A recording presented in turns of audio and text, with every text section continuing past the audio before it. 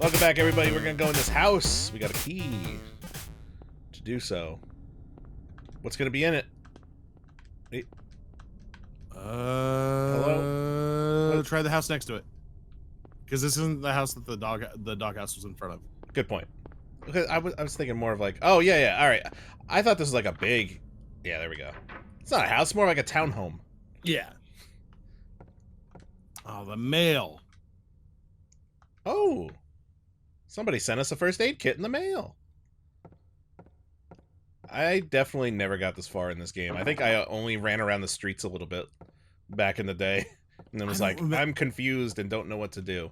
Honestly, I don't even remember if I ever played any of the first Silent Hill.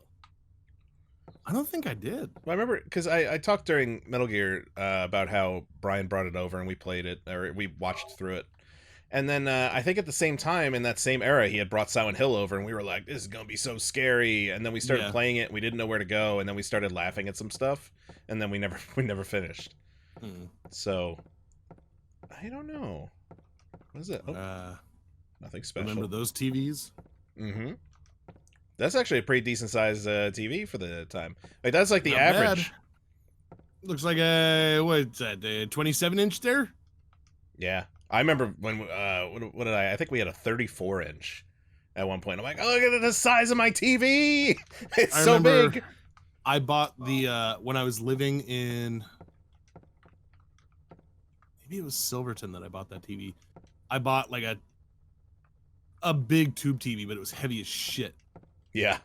And, oh, God. And it was at a time where I kept moving. I was living in like Silverton, then I moved to my parents, then I moved back to Silverton, then I moved somewhere else. Yeah. And I kept having to lug this fucking TV with me everywhere I went. To the point where when I moved, I left it here and I just kept my my projector. I was like, fuck this TV. I'm good. Do you remember that giant TV that I got when we moved to Beechwood? Yeah. I got it for $100 because the guy was like, I just want to get rid of it. And it was a 60, I think it was 60-ish inches, but it was like, it was big. It was like one of those ones. It might have been like 65. Yeah, it was one of those ones though that was like huge. Like it was like 3 feet deep, and it had a whole console built in underneath it, and it was it had wheels on the bottom because you weren't picking that thing up. Like in it was a projection TV, right? Yeah, it was huge, but not even like, because later they made projection TVs that were like, the one I had in brick was a 60-inch projection, but it was only like 8 inches deep, and it was, you could actually carry it. Yeah. This was, remember I had to put it on the pickup truck and everything and get it home. Ugh. But yeah, I don't miss those. Here we got, it's saying the keys for Eclipse, I guess, are over on that side, on the right.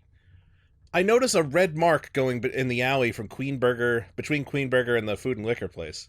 So maybe we have to go through there. It's the only thing I can think of. Man, what's up top on Finney Street? That's the bridge out of town. No. Go back to the map. Well, they copied it to this. So where that red arrow is, where it says Cheryl. Where it says Finney Street, there's a red arrow pointing down an alleyway that says Cheryl. That's the original one. That's where we went first. Okay. So now there's that red line behind the cafe. Yeah, which I'm guessing that, does that mean I have to cut through there? Like, that's new. That wouldn't do any good. I mean, it's... Unless, what if the only... Because I think... Wait, the house you're in, is there a back exit? There's an alley behind that house. Probably. Well, let's see. I'm right by a door. It looks like there... Yeah. There are 3 locks. Naturally. Dang it. All right. You know it. First find 3 keys. You know those. Oh, I passed this before. I didn't even notice. Oh, it's locked anyway. All back doors, you gotta have 3 keys. It's the only way you're safe. Make a note, people.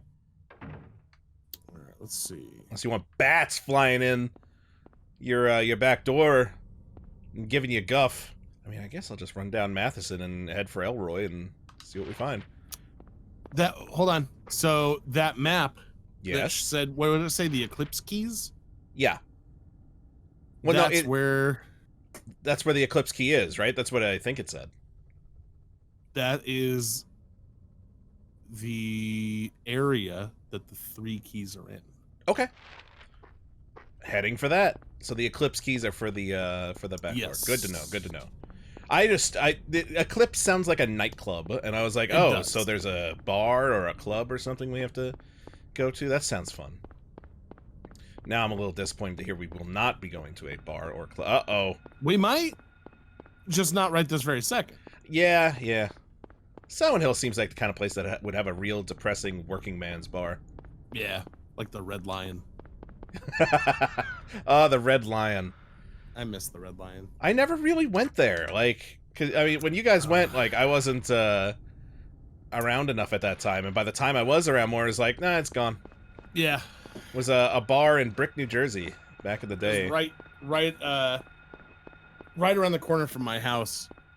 So it was easy for me to go and have a few drinks and walk home. Now it's a CVS. Yep. Across the street from a Walgreens. Yep. Oh, the times, how they change. I remember when they put that CVS in, I'm like, why is it Walgreens? There's no need. Find a different area. I feel like that would cut into business. What do I know?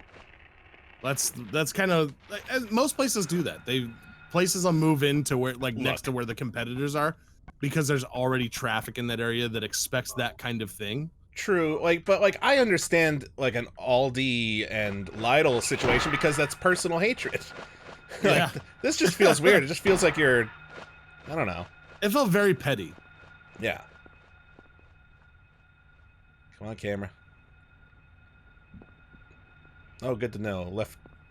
Okay, holding down L2 makes it so I can center the camera a little better. There he is. Come here, you bat bastard. Oh, man. Rough landing. You know what? Not wasting the bullet.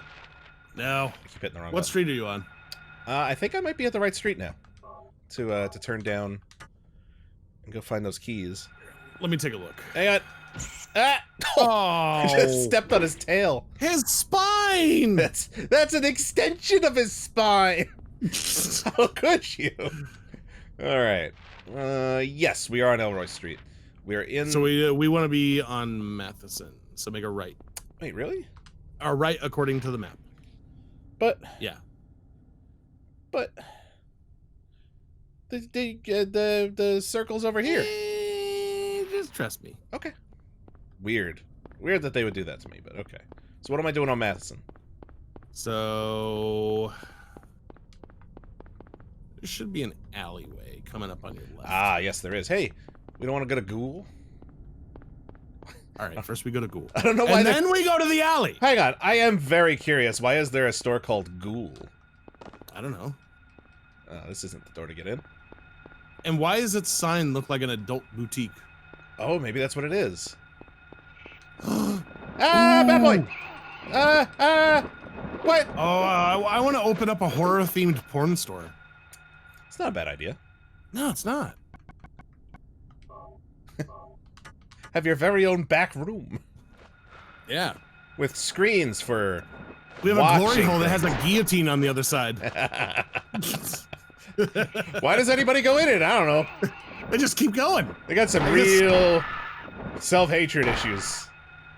They're just really into the lifestyle. You can only go to this glory hole once.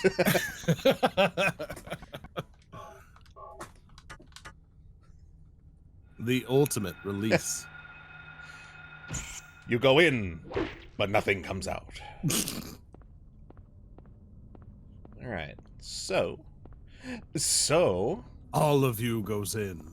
Some of you comes out. It should be treated more like a Russian roulette situation. Oh. Like, you'll get off on the fear that it might happen. You might get a dude, you might get a gal, you might get the guillotine. Oh, that's...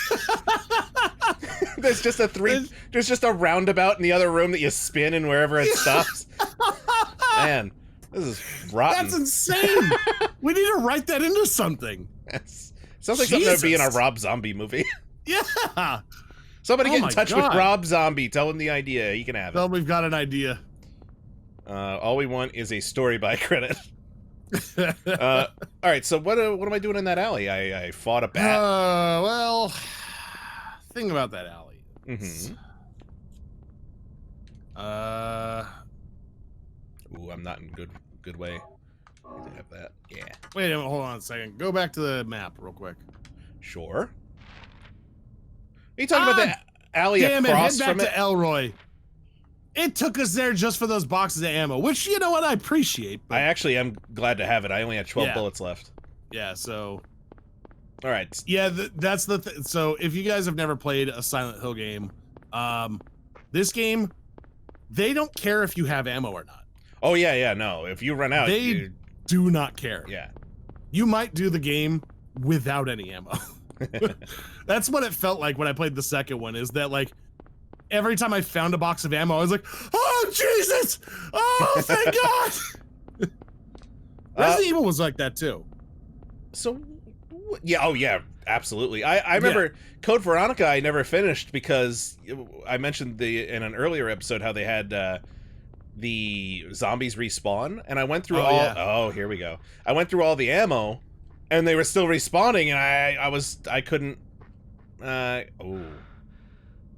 like, I just couldn't, I had no more ammo left for basically the rest of the game because I had used it all up. Look what you found. Is that a bone in a mailbox? I don't think it's a bone, Russ. I think it's a key! This is a very bone-looking key, but okay, the key of Scarecrow. Ooh. What the hell kind of bones do you have? Key bones. Key bones. If you suffer from key bones, then perhaps I, misjudged you. I don't know why that just made me think of IT. Did you watch all of IT Crowd? Yes, yeah. Boss-eyedness. Do you remember that? Yeah. It was just a little throwaway thing about somebody who was the people who were suffered from boss-eyedness. What was boss-eyedness again? They had boss eyes. Their eyes were like a little wacky. So they called it boss-eyedness? Yeah, and didn't they have like a little fundraiser going for it or something? Yeah, okay, I remember that. So I got that key. Now what do I do? I mean, there is boss-eyed, as of I get it. 1869 slang. Boss-eyed was a person with one eye, or rather with one eye injured. Oh, okay. You know, that's a pretty cool sounding ailment to have. Yeah, or as things go. Boss-eyed, cross-eyed, squinting, blind in one eye, having one eye injured. So it's having one eye impairment. But the fact that they call it boss-eyedness, that's a great word. Brilliant. And the fact that that's a slang from the late 1800s. They had such great slang back then. Yeah, let me... I wish there was a quicker way to switch between all this stuff. Because, I mean, a dog, I'll just hit a dog with a pipe. I don't care, but... Jesus. Yeah, if I hear that flapping of that wings, I gotta break the gun out. Like a t-shirt that says, I'll hit a dog with a pipe, but I don't care. Wait, why can't we just put Harry Mason on it? Him holding the pipe over his head above one of the dogs on it. It just says, I'll hit a dog with a pipe, I don't care. Got him!